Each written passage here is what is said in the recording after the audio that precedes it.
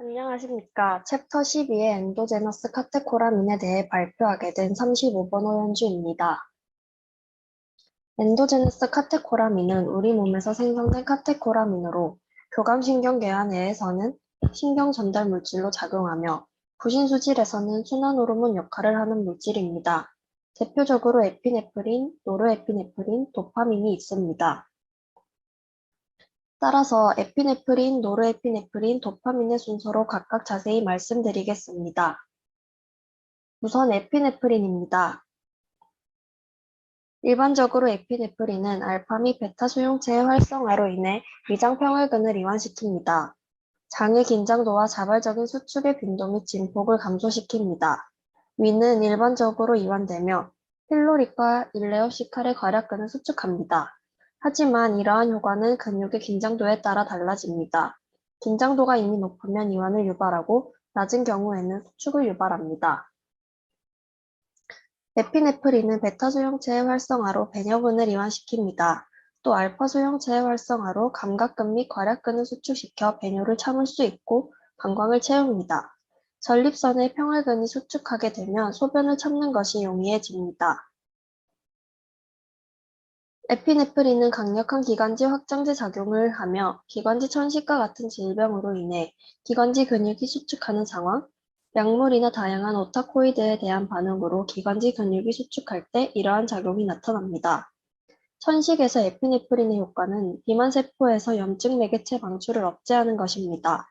비만세포 분비 억제는 베타2 수용체에 의해 매개되며 점막에 대한 효과는 알파 수용체에 의해 매개됩니다. 그러나 글루코르티코이드와 류코트린 수용체 기량제와 같은 다른 약물은 천식에 대해서 더 심한 항염증 효과를 가집니다. 에피네프린은 극성 화합물이기 때문에 CNS를 잘 침투하지 못하며 강력한 CNS 흥분제가 아닙니다. 두통 떨림 유발이 가능하지만 이러한 효과는 부분적으로 심혈관계, 골격근, 중간대사에 대한 간접 효과로 발생할 수 있습니다. 에피네프린은 혈액 내 포도당과 젖산 농도를 높입니다. 에피네프린은 알파2의 수용체와 상호작용을 통해 인슐린 분배를 억제하는 주된 효과를 가집니다. 베타2 수용체의 활성화는 인슐린 분비를 향상시킵니다. 에피네프린은 또한 인슐린 분비에 대한 효과뿐만 아니라 골격근에 미치는 영향으로 인하여 말초 조직에서 포도당 흡수를 감소시킵니다. 에피네프린은 대부분의 조직과 베타 수용체를 포함하는 종에서 글리코젠 분해를 자극합니다. 에피네프린은 지방세포의 베타 수용체를 자극하여 트라이글리세라이드 라이페이즈 활성화를 유도합니다. 그 결과 유리지방산과 글리세롤로 분해되어 혈액 내 유리지방산 농도가 올라갑니다. 에피네프린은 발열작용도 가지고 있습니다. 에피네프린은 세포의 공간으로 물의 이동을 유도하여 순환하는 혈장 부피를 감소시키고 혈구 용적률 및 용적률 비율 및 혈장 단백질 농도를 증가하게 합니다. 에피네프린은 베타 수용체 맥의 디말지네이션 때문에 다형액 백혈구들의 수를 급격히 증가시킵니다. 디말지네이션은 혈관 내벽에 붙어 사는 호중구를 내벽에서 떼어내는 효과를 말합니다. 또한 에피네프린은 혈액 응고를 가속화하고 섬유소 용해를 촉진합니다. 대부분의 땀샘에서는 혈관 수축으로 인한 혈액량 감소로 땀 분비가 억제됩니다. 에피네프린은 눈물샘과 소량의 눈물 분비를 자극합니다. 에피네프린의 시스테믹 어드미니스트레이션 이후 땀 분비와 필로모터 운동은 최소화되지만 에피네프린이나 노르에피네프린의 경우 매우 희석된 용액 주입 후에는 땀 분비와 필로모터 운동이 발생합니다. 동공 확장은 생리적 교감신경 자극으로 발생하지만 에피네프린이 정상 눈의 결막낭에 주입될 때는 발생하지 않습니다. 일반적으로 에피네프린은 안압을 낮추는데 이는 혈관 수축으로 인한 방수생성 감소 혹은 유출의 결과일 수 있습니다. 에피네프린이 골격근을 직접 자극하진 않지만 운동신경의 급속한 자극 후 뉴로머스큘러 트랜스미터가 촉진됩니다. 자율신경계의 시냅스 전 신경말단에서 알파 수용체 활성화 효과와 달리 알파 수용체 자극은 체운동 신경세포로부터 전달 물질 방출을 더 빠르게 증가시킵니다. 이 반응은 중증 근무력증 환자에게 에피네프린을 주입한 후 단기간에 증가된 사지의 힘을 설명할 수 있습니다. 에피네프린은 백색 근육 섬유에 직접 작용해 활성 상태를 연장하여 최대 장력을 유지하게 합니다. 에피네프린의 생리학적 임상적 중요성은 에피네프린과 선택적 베타기량제가 생리학적 트레머를 증가시키는 능력입니다. 이는 베타 수용체에 매개된 근방추의 방출 강화로 인한 것입니다. 에피네프린은 베타2 수용체 활성화로 골격근 세포로 포타슘 이온의 이동을 자극하여 체내 포타슘 이온 하락을 촉진합니다. 이는 감소된 레날 포타슘 이온과도 관련이 있습니다. 에피네프린을 다량 반복 투여한 실험 동물에서 동맥벽과 심근이 손상되고 심장 괴사가 유발되었습니다. 기전이 명확하진 않지만 알파 베타 수용체 기량제와 칼슘 이온 채널 차단제는 손상에 대한 보호를 제공할 수 있습니다. 유사한 병변이 페오크로모사이토마 또는 장기간 노르에피네프린 주입이 있는 환자에게서 발생합니다. ADME는 약물이 작용을 발현하기까지의 체내 동태를 의미하며 absorption, distribution, metabolism, excretion을 의미합니다. 에피네프린은 위장과 점막에서 빠르게 포합되고 산화되기 때문에 경구 투여 효과가 없습니다. 피하 조직으로부터의 흡수는 곡수혈액관 수축으로 인해 비교적 천천히 발생합니다. 근육 내 주사로 흡수가 더 빠르면 응급 상황에서는 에피네프린을 정맥 주사로 투여할 필요가 있습니다. 농축된 용액을 분무하고 흡입할 때 약물의 작용은 주로 흡입기로 제한되지만 더 많은 양을 사용하게 되면 부정맥과 같은 전신 반응이 발생할 수 있습니다. 에피네프린은 COMT와 마오에 의해 간에서 빠르게 비활성화됩니다. 정상인의 소변에는 소량만 나타나지만 페크로모사이토마 환자의 소변에는 에피네프린, 노르에피네프린 및 그 대사산물이 비교적 많이 포함될 수 있습니다. 에피네프린은 아나필락시스 반응에 대한 자가 투여를 포함하여 다양한 제형으로 제공됩니다. 에피네프린은 알칼리성 용액에서 불안정합니다. 공기나 빛에 노출되게 되며 산화되어 아드레노크롬 분홍색으로 변하며 고분자 형성으로 인해 갈색으로 변합니다. 즉각적이고 확실한 효과가 필수적인 경우 정맥 주사가 사용되며 정맥으로 용액을 투여하는 경우 적절하게 희석하고 매우 천천히 주입해야 합니다. 에피네프린은 차분하지 못함, 욱신거리는 두통, 떨림 및 심기항진을 유발할 수 있습니다. 이 효과는 휴식으로 빠르게 진정될 수 있지만 더 심각한 반응으로 뇌출혈 및 심장 부정맥을 유발할 수 있습니다. 대량의 복용량을 사용하거나 우발적으로 빠르게 정맥 주사하면 혈압의 급격한 상승으로 인해 뇌출혈이 발생할 수 있습니다. 협심증은 관상동맥 질환이 있는 환자에게 에피네프린에 의해 유발될 수 있습니다. 에피네프린의 사용은 일반적으로 혈관 알파1 수용체에 대한 반대작용이 심각한 고혈압 및 뇌출혈로 이어질 수 있습니다. 그래서 비선택적 베타 수용체 기량제를 투여받은 환자에게 금기시됩니다. 다음은 에피네프린의 치료 용도입니다. 에피네프린의 주요 용도는 과민성 반응에 신속하고 긴급한 완화를 제공하는 것입니다. 또한 국소혈액 및 흐름을 감소시키고 전신 흡수를 감소시킴으로써 국소 마취제의 작용을 연장하는 데 사용됩니다. 심장마비 환자에게는 심박동 회복 효과가 나타날 수 있으며 출혈 표면에서는 지혈제로도 사용됩니다. 약물의 전신적 흡수가 치과에서도 이용될 수 있으며 감염성 상기도 폐쇄 치료에도 유용하다고 합니다. 다음으로 노르에피네프린입니다. 노르에피네프린은 레바테레놀, L-노르아드레날린, L-베타-3,4-다이하이드록시페닐 알파, 아미노에탄올이라고도 하며 포유류의 신경절 이후 교감신경에 의해 분비된 주요 화학 매개체입니다. 노르에피네프린은 에피네프린에서 메틸기가 없는 물질입니다.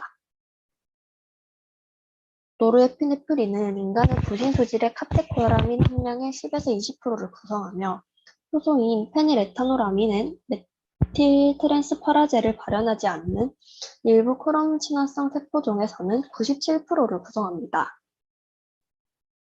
양리학적 성질을 살펴보자면 노르에피네프린과 에피네프린 모두 이펙터 셀에 대한 직접 작용제이며 이들 작용은 주로 알파 및 베타2 수용체를 작용하는 효과의 비율에서 차이가 나는 겁니다. 베타1 수용체를 자극하는 정도는 거의 동일합니다. 노르에피네프린은 강력한 알파 작용제이며 베타2 수용체에 대한 작용이 비교적 적습니다. 하지만 대부분의 기관에서 알파 수용체에 대한 에피네프린의 작용보다는 덜 강력합니다. 다음으로 심혈관계에 대한 효과를 보겠습니다. 인간에게 노르에피네프린의 정맥류 주입으로 인한 반응으로 수축기 이완기 혈압 그리고 일반적으로 맥압이 증가합니다. 심박출량은 변하지 않거나 감소하며 전체 말초 저항은 증가합니다. 보상적 미주신경의 활동은 심장을 느리게 하여 직접적인 심장 가속기 작용을 극복합니다. 대부분의 혈관층에서 말초 혈관 저항은 증가하며 심장 혈액은 감소합니다. 관상혈류는 대개 증가하며 장관막 혈관은 수축, 내장 및 간 혈액은 감소합니다. 관상동맥의 흐름은 증가하는데 이는 에피네프린과 같이 직접적으로 유도된 관상동맥의 확장 및 상승된 혈압 때문일 것입니다. 노르에피네프린은 관상동맥 자체의 베타2 수용체를 자극하여 관상동맥 혈류를 증가시킬 수 있습니다. 프린츠 메탈 엔지니어 환자는 노르에피네프린의 알파 아드레날린성 혈관 수축제 효과에 과민 반응을 보일 수 있으며 소량의 노르에피네프린은 혈관 확장이나 저혈압을 유발하지는 않습니다. 노르에피네프린에 대한 반응은 인간에게서 두드러지지 않습니다.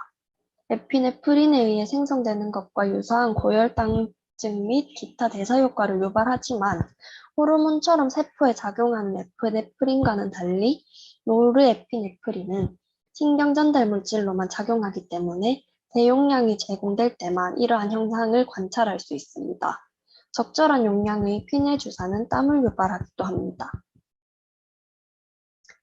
에피네프린과 마찬가지로 노르에피네프린의 경구투여는 비효율적이며 피와 주사 부위에서 잘 흡수되지 않습니다. COMT 및 마어와 탈아미노화 효과를 가진 효소에 의해 체내에서 빠르게 비활성화됩니다. 소변에서 소량 발견되며 페오크로모사이토마 환자에서 배설률이 크게 증가할 수 있습니다. 노르에피네프린의 부작용은 에피네프린의 효과와 유사하지만 일반적으로 노르에피네프린의 경우 혈압 상승이 더 높습니다. 과도한 용량은 심각한 고혈압을 유발할 수 있습니다. 정맥 주사 부위에 약물의 유출로 인한 괴사 및 탈락이 일어나지 않도록 주의해야 하며 주입은 사지에서 높게 몸체에서 가까운 부위에서 일어나야 합니다. 주사 부위의 혈액순환이 원활하지 않는 경우 알파 수용체의 기량제인 펜토라민을 주사하여 안정시킬 수 있습니다. 주입 속도를 조정하는 동안 혈압을 자주 측정해야 하며 노르에피네프린 사용 시 신장 및 내장과 같은 장기로의 혈류 감소는 지속적인 위험을 유발합니다. 노르에피네프린의 치료 용도를 살펴보자면 노르에피네프린은 특정 집중 치료 조건에서 혈압을 높이거나 혈관 수축제로 사용됩니다. 노르에피네프린의 합성 전구 약물인 드록시도파에 대해 말씀드리겠습니다. 드록시도파는 아로마틱 L-아미노액시드 디칼복실레이즈에 의해 노르에피네프린으로 전환되는 합성 전구 약물입니다. 기립성 저혈압 치료제로 FDA의 승인을 받았습니다. 양리적 효과는 노르에피네프린을 통해 매개된다고 추론되며 아미노산 수성체의 기질로서 BBB를 통과할 수 있습니다. 마지막으로 도파민입니다. 3,4-다이하이드록시페닐다이라민이라고도 하며 노르에피네프린과 에피네프린의 직접적인 대사전구체입니다. 운동 조절에 특히 중요한 중추 신경 전달 물질이며 말초에서는 근위세뇨간의 상피세포에서 합성되어 국소적 이뇨작용과 나트륨 이노작용을 하는 것으로 생각됩니다. 마오와 COMT 모두에 대한 기질이므로 경구 투여 시 비효율적입니다. 도파민의 심혈관 효과는 여러 유형의 수용체에 의해 매개됩니다. 낮은 농도에서 도파민의 주요 작용은 혈관 D1 수용체를 활성화합니다. 특히 심장에서 장관막 및 관상동맥층의 아데닐 사이클레이즈를 활성화하고 CAMP의 세포내 농도를 높임으로써 혈관을 확장합니다. 저용량의 도파민을 주사하면 사구체 여과율, 신장 혈액 및 나트륨 이온의 배설이 증가합니다. 신세뇨관 세포에서 D1 수용체의 활성화는 나트륨 수송을 감소시킵니다. 근위세뇨관 세포와 헬레고리의 틱 어센딩 림브 수질 부분에서 증가하는 CAMP의 생성은 나트륨 포타슘 교환기, 나트륨 포타슘 펌프를 억제합니다. 이로 인해 세뇨관 주위의 모세혈관의 정수압이 증가해 근위세뇨관 세포에 의한 나트륨 이온이 재흡수가 감소합니다. 더 높은 농도에서 도파민은 베타1 아드레날린성 수용체에 작용하여 심근의 긍정적인 수축 효과를 발휘합니다. 또한 신경 말단에서 노르에피네프린을 방출하여 심장에 영향을 줍니다.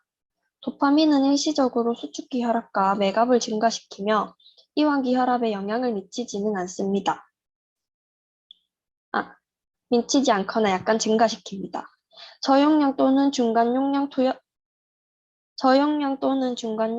시 총 말초 저항은 일반적으로 변하지 않습니다.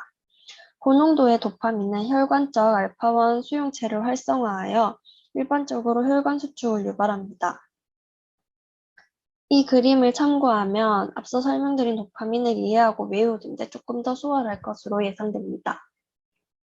CNS에 특정한 도파민 수용체가 있긴 하지만 주입된 도파민은 BBB를 쉽게 통과하지 않기 때문에 일반적으로 CNS에 대한 중심 효과는 없습니다. 주의사항, 이상 반응 및 금기사항을 살펴보도록 하겠습니다. 우선 쇼크 환자에게 투여하기 전에 저혈량증을 교정해야 합니다. 과다 복용하게 되면 과도한 교감신경 활동에 기인합니다. 메스꺼움, 구토, 빈맥, 협심증, 부정맥, 두통, 고혈압 및 말초혈관 수축이 발생할 수 있습니다. 주입하는 동안 다량의 도파민이 혈관외로 유출하게 되면 허혈성 괴사와 박리가 발생할 수 있습니다. 환자가 마하옥제제를 투여받은 경우에는 도파민을 투여하지 않거나 훨씬 적은 양을 주입해야 합니다. 3만개의 항우울제를 복용 중인 환자에게서도 신중한 용량 조절이 필요합니다. 제가 준비한 발표는 여기까지입니다. 감사합니다.